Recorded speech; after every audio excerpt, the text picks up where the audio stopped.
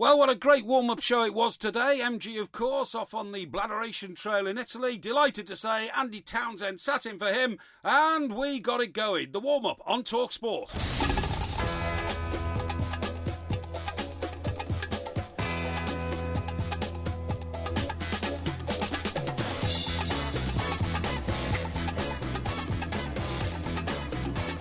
A very good morning to you. You're listening to TalkSport, and this is the warm-up with the two mics.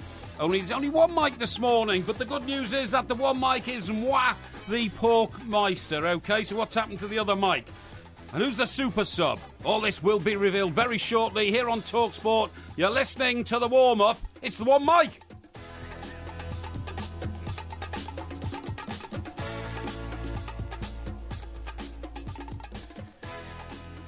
And a very good morning again. Yes, it is TalkSport. It should be the two mics on the warm-up, but I'm delighted to say that in the studio with me today, as super sub for the other mic, the other mic being, of course, old MG Mike Graham, who's gone off on the Bladderation Trail to Italy. Delighted to be reunited today with my old buddy and colleague, Andy Townsend. Andy, a very good morning to you. Good morning, Mike. Very good to be here. And I've got to say that I've been listening a lot to you and Mike, and I enjoy the show. It's good fun, isn't it? Very good. I've got to say, very good. But no, it's lovely to be back and doing a show with you for a couple of hours. Great to have you in the studio, Andy. And I see you've taken on a bit of fluff around the face since I was last working with you. Just a little bit. Look very good with it, I have to say. And yours is still there. The face for radio. Yes. Yeah, mine's changed colour since I last worked with you. Has the barnet gone a little bit thinner on top? Well, no, not thinner on top, but a little bit of silver there will always help. Now, as we look at the day ahead, Andy, of course, fantastic Premier League games coming up. We'll talk about those in a minute. Yep. You're going to be involved in those this afternoon as well. But the main issues this week, goalkeepers, right? Yeah. Goalkeepers are hitting the headlines for all the wrong reasons. And I was just talking to you out there about Bravo, and of course he's sort of supervillain goalkeeper at the moment. But you're defending him. Well, I actually think he's. I think it's been different what he brings to the party. Certainly, he's outstanding with his feet. That's very much what Guardiola wants. I mean, a lot of people have been critical of Claudio Bravo, and a lot of people feel that goalkeepers there might just get the gloves on and stop the thing from going in the back of the net. I get that, but look, Guardiola, as he is, his type of manager he is always going to want to push boundaries and take things forward and look for other dimensions to his team's game. Yeah. And certainly Bravo gives that. I think you're going to have to live with it as a City fan. He's going to make a few mistakes with his feet. He's going to get called out. He's going to make what we would deem as unconventional goalkeeping errors. Sure. And they're going to lead to goals. But when I think to the game at Old Trafford this season, I think when the goalkeeper started to move, he and Kolarov at left back, and all of a sudden 2 passes later and a flick on, De Bruyne's in and he scores. Sure. That's the flip side of it. That's the other side to of the fence where that's what he can give you. Absolutely. Well, a bit later in the show, we're going to be talking to an old colleague of yours, not so much a colleague, but certainly a playing partner. And that's Dave Besson. Yeah, Bess. He himself had a classic game in which you were captain when one or two things went wrong. But you're also telling me this historically. It's sad to relate that Gary Sprague died this week, and obviously, I've read all the obituaries about great goalkeeper he was, but he wasn't always trouble-free either, was he? Well, it's funny, because Big Jack Charlton told me a story about Sprague, God rest him. He said that in one particular game, he had this habit, Gary Sprague, apparently, of when he came out to catch the ball, and the centre-forward in those days, like a centre-forward would come flying in and shoulder charge the goalie.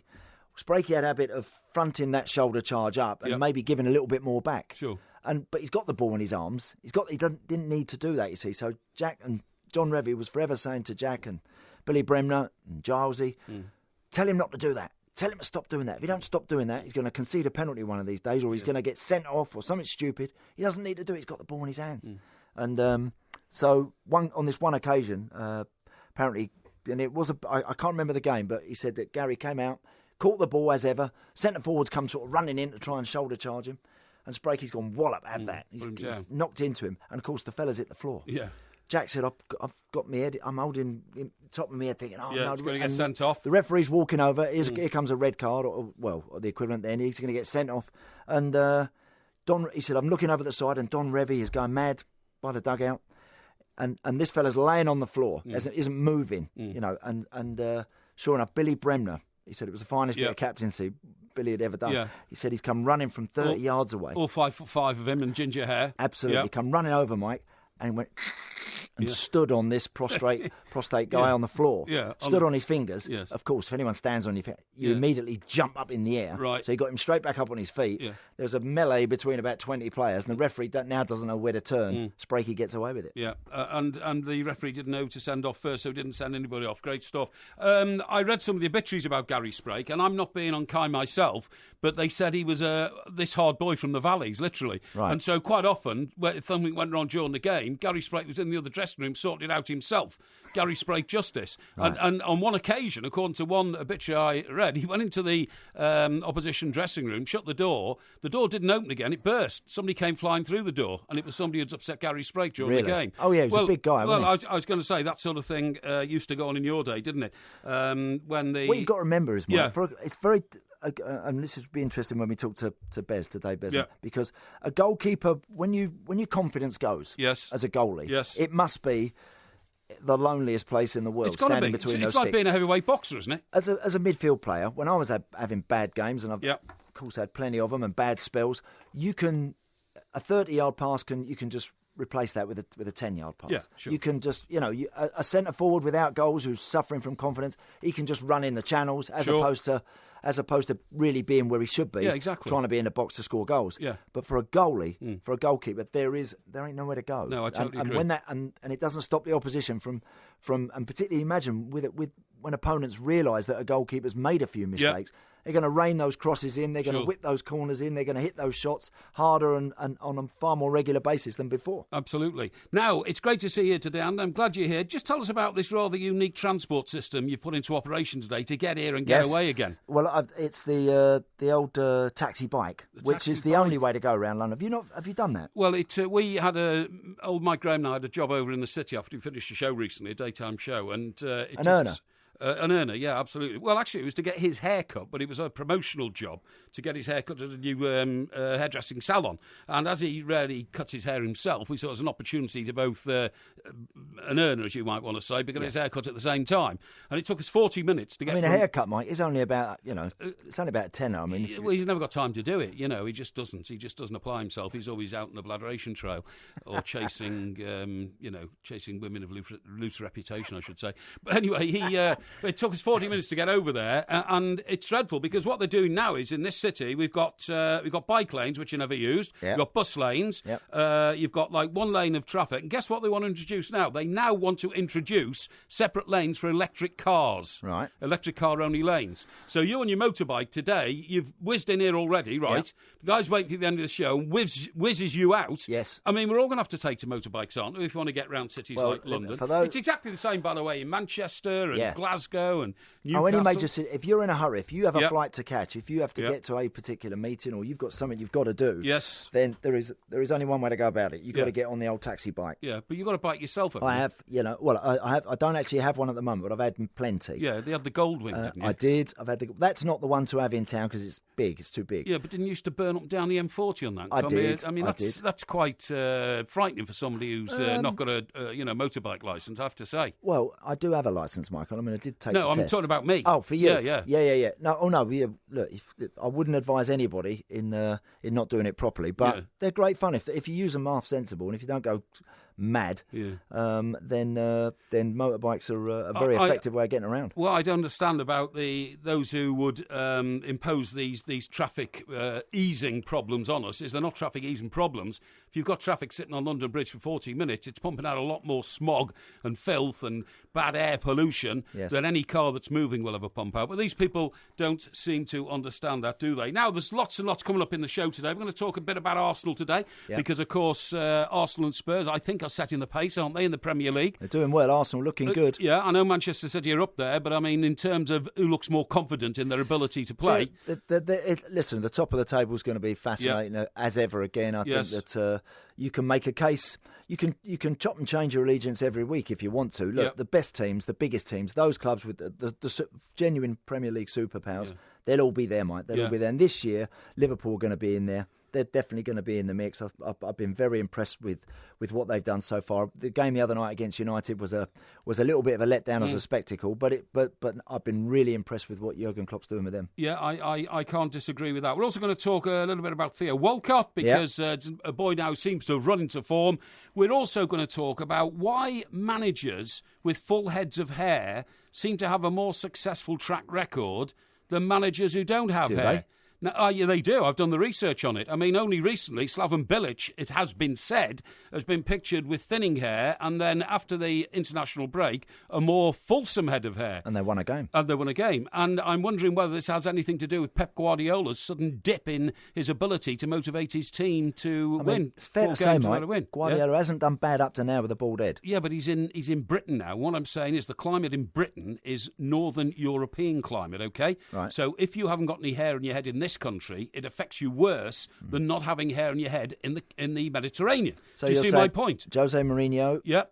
Van Full Gaal head of over hair. the years. Full head of hair. When I think back to some managers that I played, Wenger, full head of hair. Arsene Wenger, even people like, blessed God rest him, Sir Bobby Robson always had a good Clough, shock of hair. full head of hair. Yeah. I think what our managers don't understand is when they come to this country, if they want to go to the shaven head look, and now we've got the new Swansea manager. Yes. Bobcat Bob. Yeah. Push the envelope. He's walking around with a completely hairless dome. Yes. And Pep's come to this country, and he might start feeling the chill. So are you saying if Steve McLaren might have sorted that he's the top of his head out when he was England boss, he could still be in charge today? He always had a problem with that little tuft at the front of his head. He should have either shaved it off, or he should have got some planted between the tuft at the front and what went round the back. Because, of course, it was your wife who actually dubbed him the Wally with the Brolly, wasn't it? Brolly. Well, very inadvertently, I have to say. Talk Sport. On air, online and on TV at Sky Channel 0108. Delighted to say here that somebody called Just a Tweet has said, delighted to have Andy Townsend on the show today. Delighted to hear the weekend warm-up with the legend that is Andy Townsend. That's very nice indeed. Thank you very much indeed. If you want to text us on the show, by the way, it's 81089. That'll cost you 50p, plus normal sending charges apply. Right now on the show, I'm delighted to introduce the man who is the legendary goalkeeper, Dave Besant, who's with us now. Dave, a very good morning to you. Morning, Mike. Morning, Andy. Morning, Bez. How are you, mate?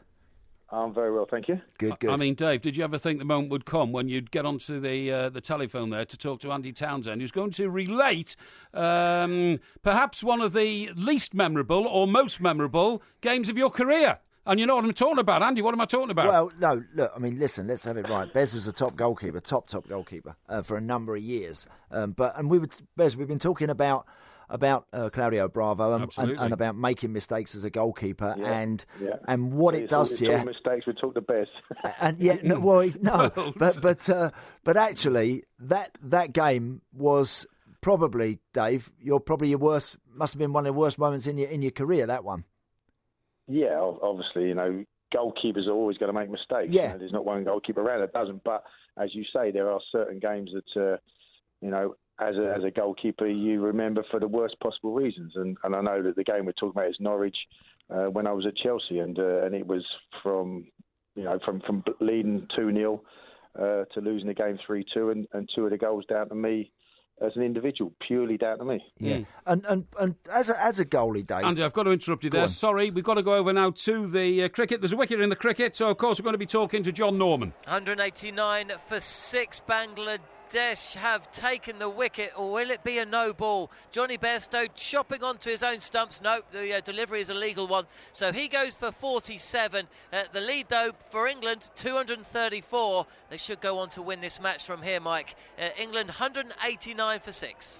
John, thank you very much indeed. Now, of course, we're talking goalkeepers. It's been a week of goalkeepers in the focus. Bravo, of course, with that terrible error. And sadly to say, Gary Sprake, the former Leeds United goalkeeper, has died this week. But Andy Townsend and Dave Besant talking together about a legendary game which involved, unfortunately, a couple of goalkeeping errors. No, but Dave, the point I was making was, as an outfield player, and listen, for every mistake you've made between the sticks, mate, we've all made tons more, out on the pitch. You get away with it, you can perhaps tailor your game when you're not feeling super confident. You can do whatever you have to do to survive. Yet for you guys in between the posts, if you're going through a spell where confidence isn't great and you're not having the strongest points in strongest matches in your career, it's so difficult because the shots are still flying in, the crosses are still being whipped in under the bar. You've still got to get your hands on the ball.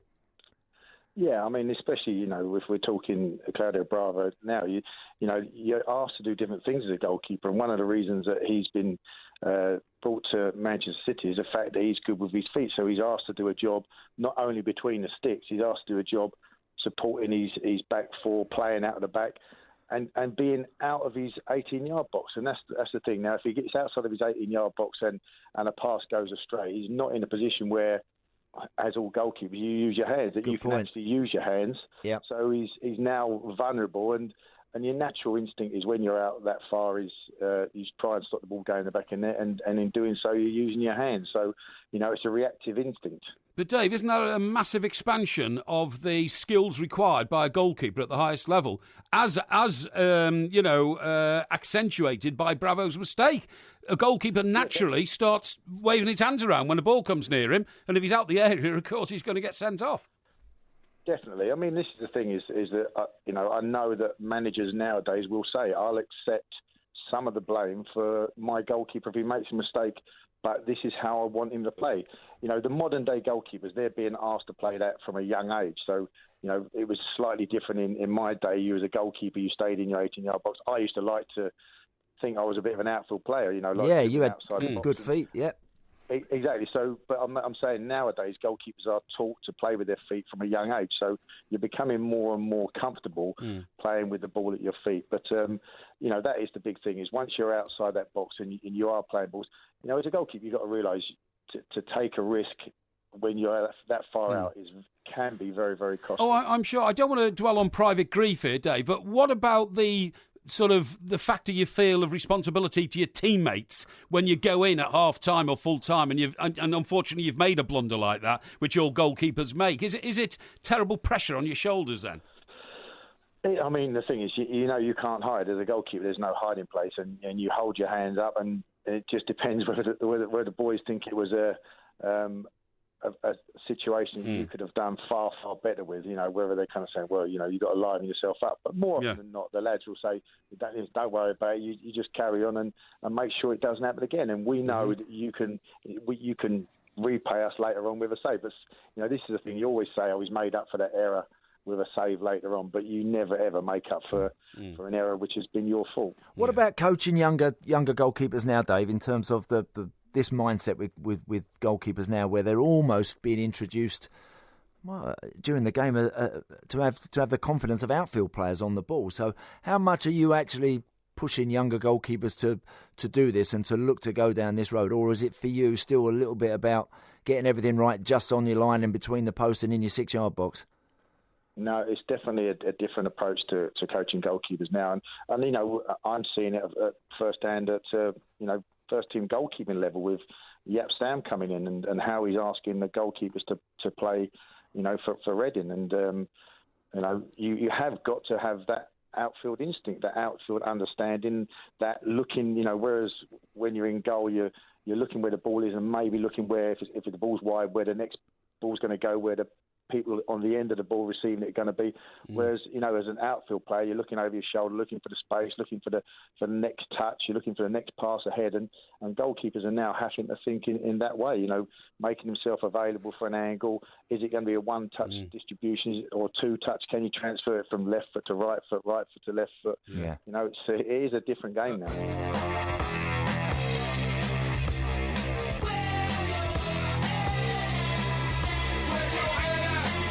OK, folks, you listen to Talk Sport. This is the warm-up between 11 and 1 on the Saturday morning, of course. No MG today, but delighted to have Andy Townsend in the studio with me. We want you to keep in touch with the show, please. We do love hearing from you, and we've got lots of texts and emails pouring in. Andy Townsend's going to read a few of those out in a second. To get hold of us here, you can tweet us. That's at TS Warmup.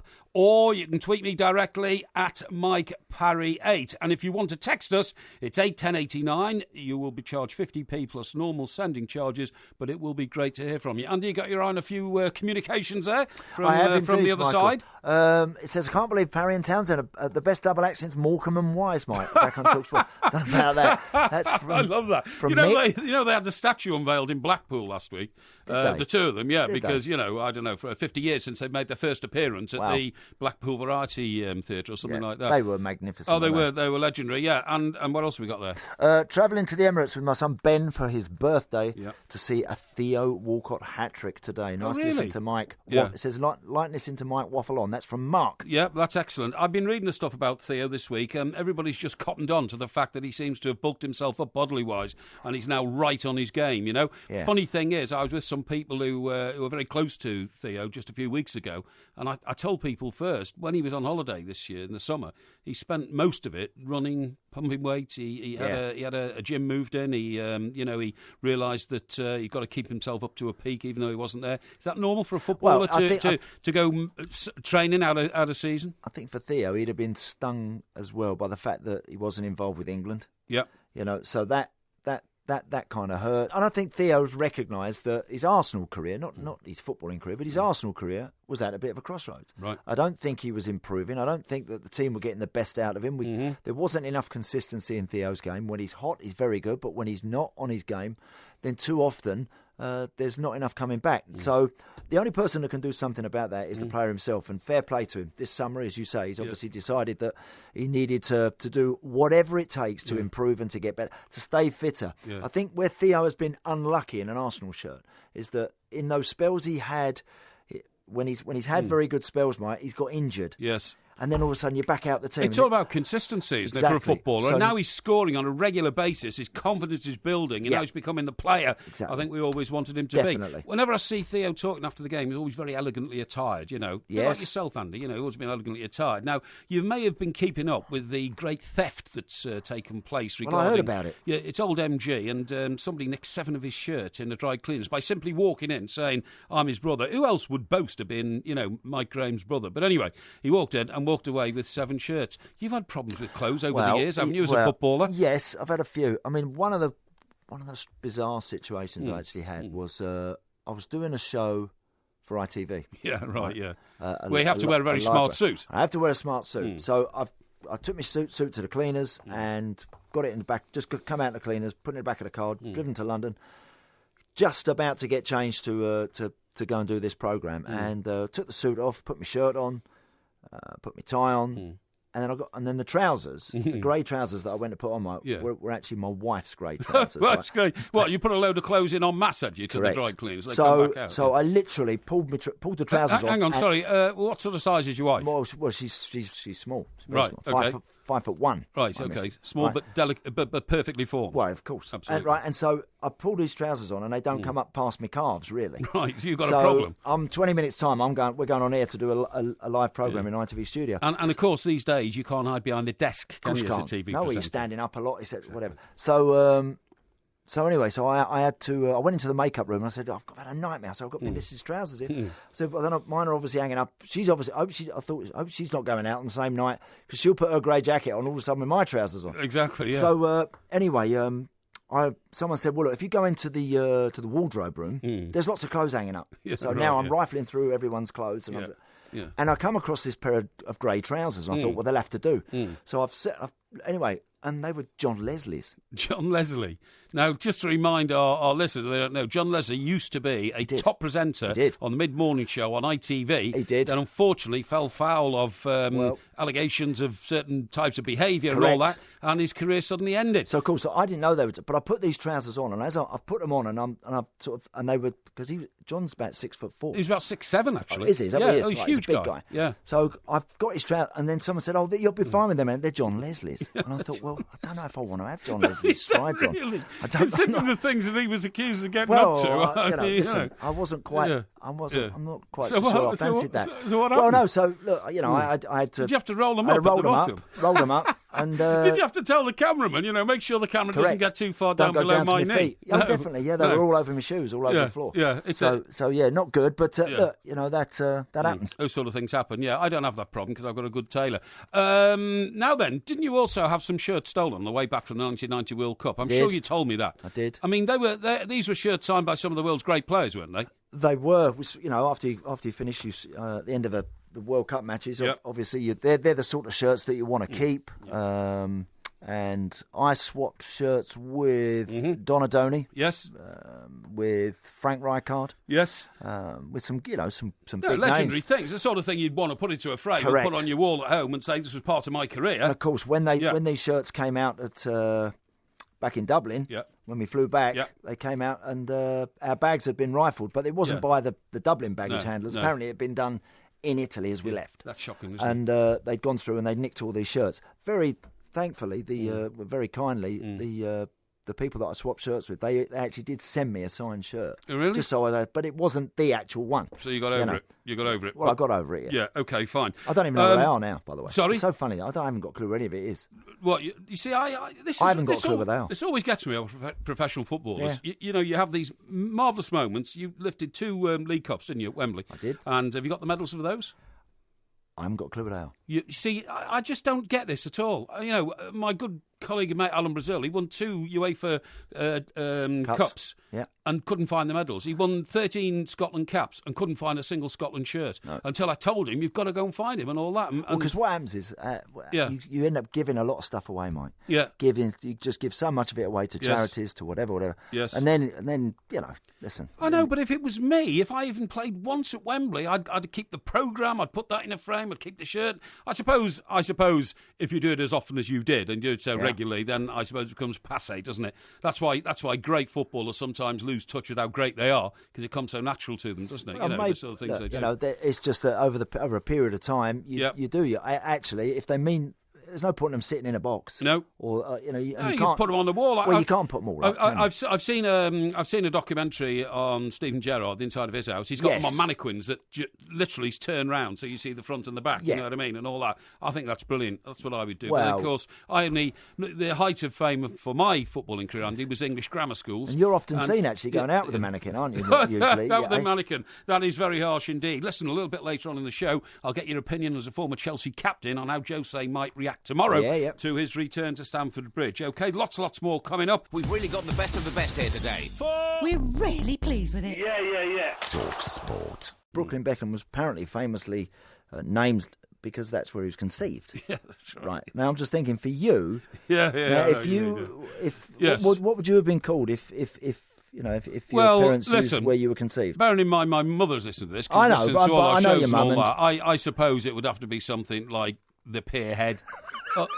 Sorry, Mum, it's a joke, obviously. Don't worry about that, But the Pierhead Chester? No, Pierhead Liverpool. Because my mum actually was from Birkenhead, so was my dad. Yes. So they get the ferry all the time, ferry across the Mersey to the other side, you know. And I think Hamilton Square was the place where the ferry used to leave from. So it was all around there. However, you do notice, don't you, in certain stages of our lives, all of a sudden you've got all these girls called Raquel. There was a character in Coronation Street called Raquel. And Raquel Welsh. Well, exactly, and all that kind of stuff. And these days, there's a load of young ladies called Kylie, isn't there, after Kylie Minogue? Bound to be. You know what I mean? But the one, never mind calling their son Brooklyn, I do wonder why famous people always seem to want to name their children very odd names. Zoe Bowie. Well, that was because they were all off their heads on acid and all that kind of stuff in those days, you know what I mean? So they probably, you probably forgive them for that. But even these days, famous people, take, for instance, Wayne Rooney's 3 boys, and he has got 3 boys. All their names begin with K. No, isn't that interesting? Well, lots do that, though, don't they? Why? Well, they do. I just think lots of modern day parents seem to do that now. Yeah, they do. But I mean, don't you think that? I'm not so worried about what effect it has on the parents and all that, but it has an effect on the child, doesn't it? Because they always say, famous people always say, I want my child to grow up in a normal, atmosphere, a normal sort of life and all that kind of stuff. But you haven't got a normal life if you go to school and somebody says, what's your name? And you say Zoe Bowie. Well, funny enough, actually, obviously, since the sad passing of David Bowie, yes, there was some quotes from his family and from his son. Yes, and his son now uses. His son calls himself. What is it now, Mike? It's not David after his father, but it's something like Simon or something. Is it? It's a regular normal name. You know what I mean? I wonder actually whether or not.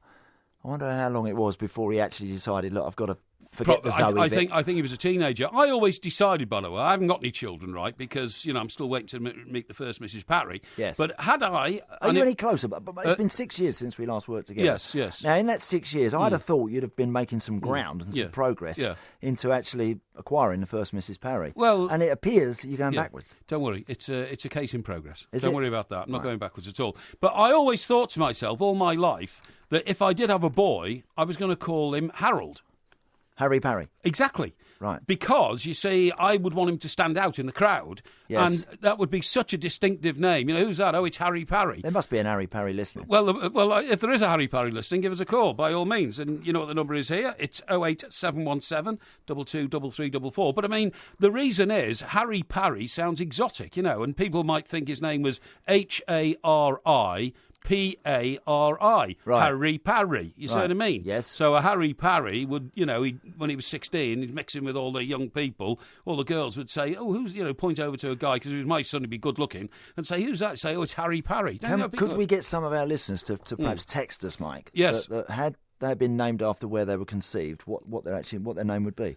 Yeah, but you see, I don't want to intrude on the private grief of their parents, really, but I think it's a good idea. Yeah. And if you like my idea of Harry Parry, which I think is distinctive, and, it's a bit like Zack Starr, Ringo Starr. See, Bob's just texted us, look, he's gone, I would have been called Butlins Filey. Yeah, Butlins Filey. Funny enough, Butlins Filey is where I won my boxing cup. I was Butlins boxing champion, 1961, yeah. I've got the cup to prove it.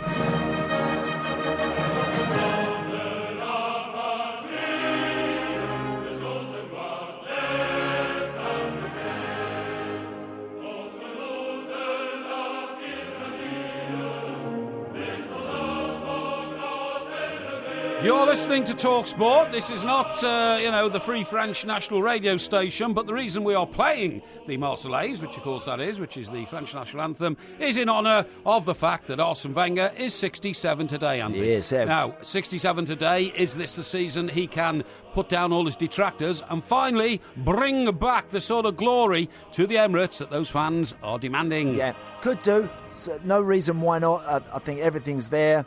They need to continue what they've been showing so far. I think I've been very impressed with Arsenal, and I think that they are definitely, as ever, going to be in with a big shout next year. Yeah, absolutely. Now then, talking about Arsene Wenger, good anthem, of course. that, Mike, by the Sorry? way. It's a good anthem, that. It is very good, isn't it? It's I sometimes wonder about ours. I wish on when we do England internationals and all that, I still wish we did Land of Hope and Glory. You've said that to me before. Yeah, and people say, well, that's not the national anthem. Well, I hate to go back historically decades, but my dad told me that on the day that he set off on the D-Day landings from the south coast, near where I now currently live, the captain of his ship played Land of Hope and Glory through the speakers on the ship as the ship was setting off, and it wasn't the national anthem. It was it was the stirring sort of rendition the captain wanted. Mike, I've got a lot of text. Well, I was about to say we're going to talk in a minute about the fact that Arsene Wenger seems to have got through his 20-year career with a full head of hair. He does. And there's an issue there. But before we do that, I know that you're getting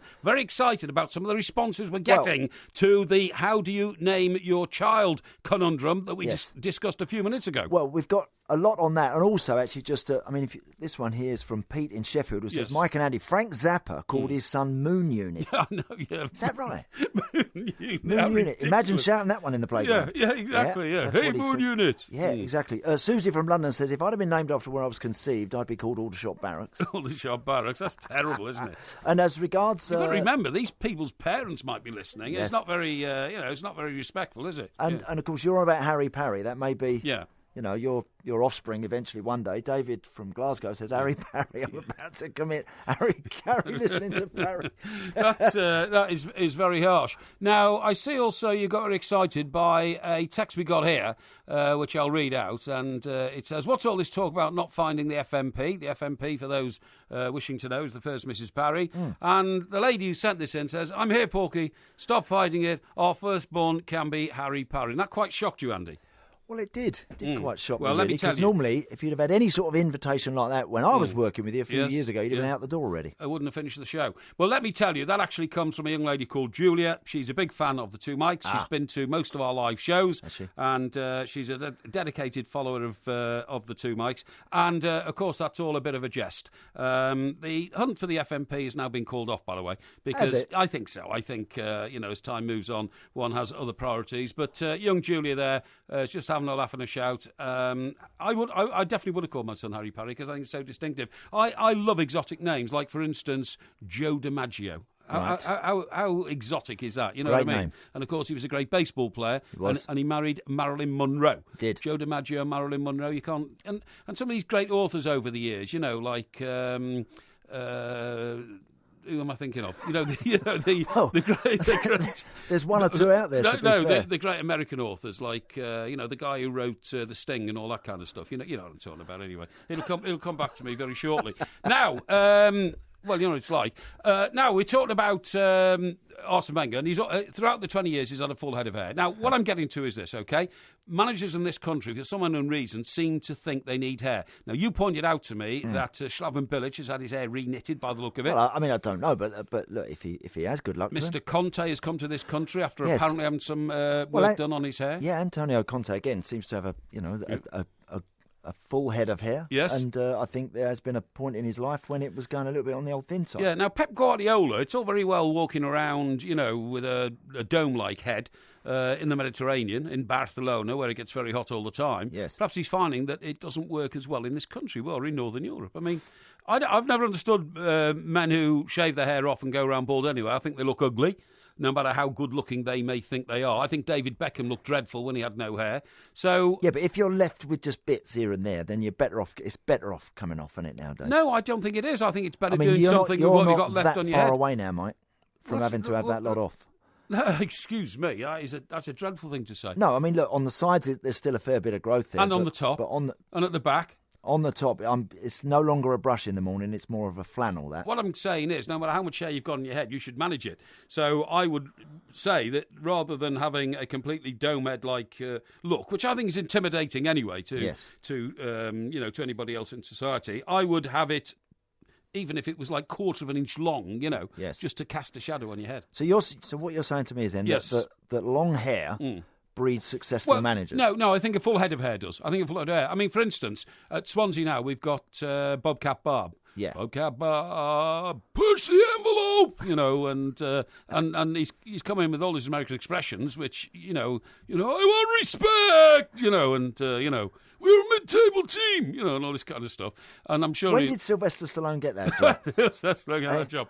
But the point is, he's coming as a completely dome-headed boss, and I just don't think it works in this country. But anyway, what do I know about it? Do you think Arsene Wenger is going to do the business this season? I would love to think so, because he is again getting to that point where. But it's flatter to deceive, isn't it? For the last 10 years. I mean, look. They get to a point, and then then others just seem to have that little bit more, just whatever it takes to get over the line. Arsenal and Arsene Wenger will always be asking questions of any of the best teams in the Premier League. It's just that when it matters, when it gets to it, they've just never been able to step up in recent years. And he's not had. It's got to be said. It's got to be said that the great teams that Arsene Wenger had, the winning teams that Arsene Wenger had some giant. Some real giants of modern day football in there. If you don't have them in your team, Mike, then you're going to find it difficult. The Leicester one last year was just special and amazing to watch, but it was a bit of a one-off on it. But you see, I think managers have longevity. I think songwriters have longevity. Songwriters have a burst of brilliance for about 7 or 8 years, and it all goes. Has that moment come to Jose Mourinho now? Because of course he's going back to your old club, Chelsea, to sit in the dugout, the away dugout, for only the second time in his career, right? Yeah. What's going to happen? Well, do you know, the game the other night, the Liverpool game, I thought that was going to be a big test and a little bit of a little bit of way of equating exactly where both teams are at this particular moment in time. Because and actually, Liverpool, we didn't learn a lot, did we? Well, we didn't really. Liverpool have played a lot of good teams this season already. Liverpool at Arsenal were brilliant. They were terrific at Spurs. Obviously, won at Chelsea.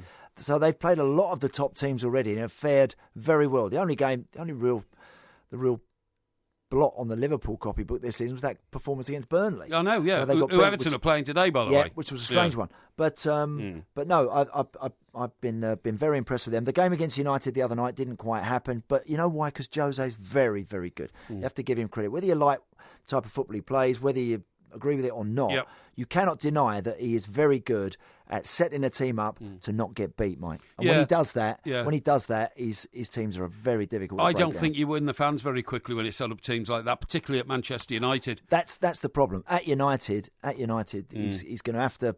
Well, look, let's be honest as well. Let the game at home against Leicester for United, they played very well. Yes. They were on the front foot, very positive, and they played particularly well and just swept and brushed Leicester aside. Sure. But at Chelsea tomorrow, he won't want to get beat in that game. No. He won't want to get beat. So I can imagine that they're going to go there when they're out of possession. They're going to be tough to break down. They're not going to be particularly massively ambitious. And they will wait for set plays, corners, free kicks where they're dangerous. They have a lot of height. They have a lot of power.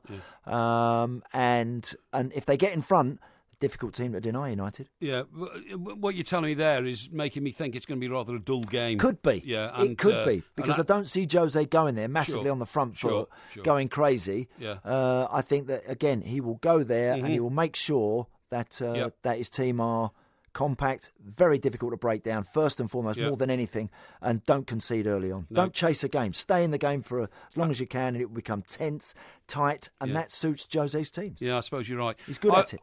Thank you, Andy. I want to thank all our contributors here who are communicating with us, like, for instance, telling me, and this comes from Alwyn, Porky there trying to remember the great American writer who wrote this thing, but of course he couldn't as usual. I suspect he's thinking of Scott Fitzgerald. That's a great name, isn't it? Scott Fitzgerald. It is a good name. I love it. Scott F. Fitzgerald.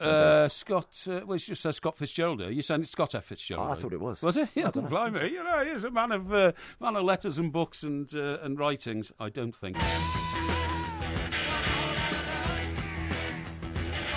OK, folks, you're listening to Talk Sport. It's the warm-up. It's Andy Townsend and myself, Mike Parry. And let me just remind you that straight after Match Day Live today, it's a hugely exciting day on Talk Sport. We go across to Anfield for live coverage of Liverpool-West Brom. But, of course, before that, naturally, we have Matchday Live. And I'm delighted to say now we're going over to the Emirates, that magnificent football stadium, home of Arsenal Football Club, to talk to our very own Adrian Durham. Adrian, good afternoon, pal. Mr. Parry, Andrew, how are you both doing? We're good, well, thanks. Indeed. Very good. Isn't it great to see old Andy Townsend gracing the studios of Talk Sport again, Adrian? Do you know, I didn't realise. You don't realise what you've got till it's gone. Well, you don't. That's absolutely right. And then when it's gone, you realise, it's better. Oh, you don't miss it. That's right, absolutely. No, actually, on our travels to games and tournaments, whenever I've bumped into Andy, it's always been a good, informative, educational chat.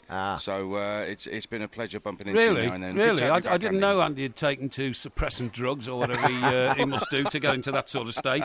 They're going to be up against it. Can I ask you about George Friend? Yeah, I like him. He's not the quickest, but he's so creative. He's a good hard worker. He's got a good left foot. Start of the season, I wondered if he might be a real outside bet for an England shout, and just wonder what you thought about that. I like him. That's a big shot. Fellas, I'll just intervene here because I am counting on a big game today, again, from Theo Walcott. Now, people say, why do you keep banging on about Theo Walcott? Probably because I saw him score the hat-trick in Croatia for England, right, when he was a young man, and I always thought... How long ago was that now? 8 years ago. 8 years ago. Thank you very much, you see. Anybody who can do that can replicate it, and I think managers have let him down since then by not putting him in the right position. But I've got this bit of a battle going with my mates in Fleet Street now because they still are reluctant to recognise that this man is a great footballer and he is going to be England's best footballer. I have no doubt about that. He's not a great footballer. He is a great footballer. He's 27 and we're still waiting for him to prove it. No, I don't agree. Right? I don't agree. He is a great footballer and he's now hitting, Andy and I were talking earlier, Aid, that he just needs a run of games. He just needs that consistency.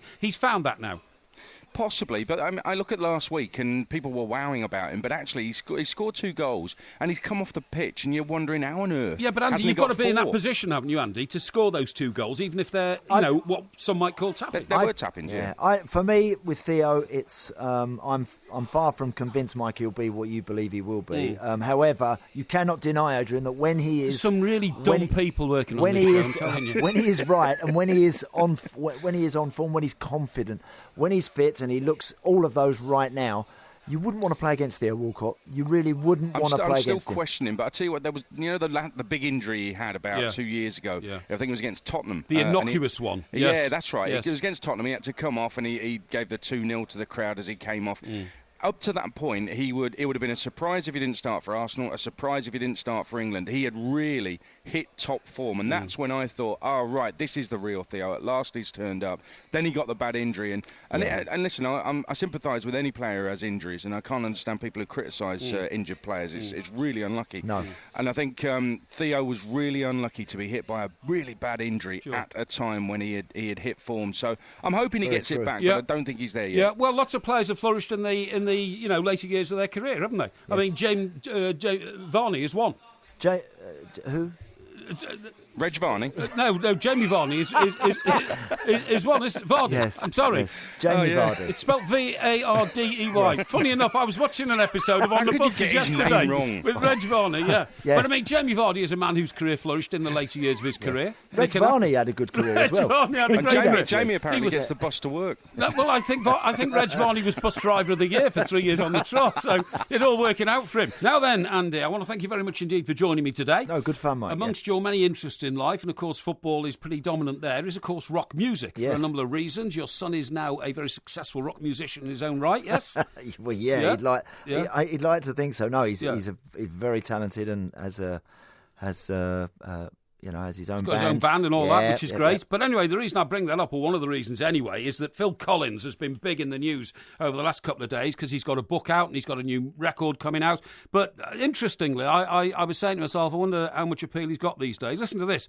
Phil Collins fans have reacted angrily after seeing tickets for his comeback tour available on resale sites for up to £2,000 minutes after they sold out through official channels. My wife and I tried to get some. Really? We actually did try to get some. He's doing, I think, 5 nights at the Albert Hall next summer. Yes. And next summer, and people are already.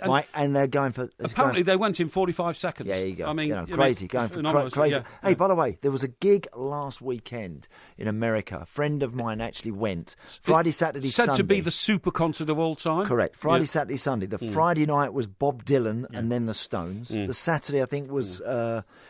McCartney and Roger Waters, or it was Neil Young, and then on the Monday was The Who, and either Roger Waters or Neil Young. But what about that for a Friday? Can there have ever been three better nights you could possibly go, Mike, to go and watch some of the greatest artists of our time? Well, if you remember, going back a few years now, we went to the O2 to watch McCartney. We did. And it was sensational. Great, wasn't it? I mean, we had the best box because it was just on the side of the stage, for which we paid quite a lot of money. Yeah. And if you remember, the guy who organised the box, this is what I always remember, was the same man who the previous Sunday had appeared on the front of the News of the World for being involved in an allegation that John Terry's box at Wembley had been sort of rented out to somebody, on the side, And but that didn't deter us, did it? It didn't deter us at all. But I mean, those, I suppose we're the first generation of people who have seen the rock dinosaurs performing when they're dinosaurs, if you understand what I mean. Yeah. But my friend said that Jagger was like mesmeric. Yes. So he was just spectacular doing that gig last weekend. I mean, again, Bob Dylan. Are you a Bob Dylan fan? Well, I've become a bigger fan of his as I've grown up, because when the Isle of Wight festival happened, I was just a kid, and everybody said Bob Dylan. I thought, so who's Bob Dylan? Yes. But of course, when you grow up and you go and work in America for a while, and you appreciate the depth of innovation this man brought to music, it's quite. My friend said he was on for 2 hours playing a whole. A load of his songs, but he never said a word. No. In between songs, there was no. What? No rapport with the crowd? No, nothing. Or anything? No. Really? Just like bang, one after the other. Yeah. Rattling them out. But what a gig that must have been. But no, I do remember that McCartney gig, Mike. Absolutely. He was very good. Again, I think there are certain people. If you love your music, there are certain people you've got to go and see. Yeah. I think the Stones, McCartney. I think they're in that bracket. I still don't buy into the Stones live, because the studio quality of the Stones records, which I remember as a kid, are so deep and so resonant. And when they're on stage, it always seems to me like there's a guitar missing or something like that. I've seen them we've seen them a few times, and they are brilliant, mate. They're so good. They really, really are. I think they're just it's an awesome night out, and I think you kind of know what you're going to get when you get I think there. the most awesome thing is looking at Keith Richards and saying, how is that man still alive? No, he's still going. I mean, the life he's had, Yes. never mind falling out of trees and all that, but I mean, Yes. as you and I once recalled, he was getting onto aeroplanes with needles in his hat, which were decorative needles, but actually he was using them to pump drugs into himself during flights and all sorts of things. Well, look, whatever he's done, he's still here, and thank goodness right. he is, because That's right. the Stones are one of my favourite bands. Anyway, there you go. If anybody was asking whether Phil Collins is still popular or not, he certainly is. You've got to have to pay £2,000 for a ticket to watch him. You listen to Talk Sport. You've never worked for a broadsheet paper, have you? Yes, I have. Point that out. Yes, I have. Have you?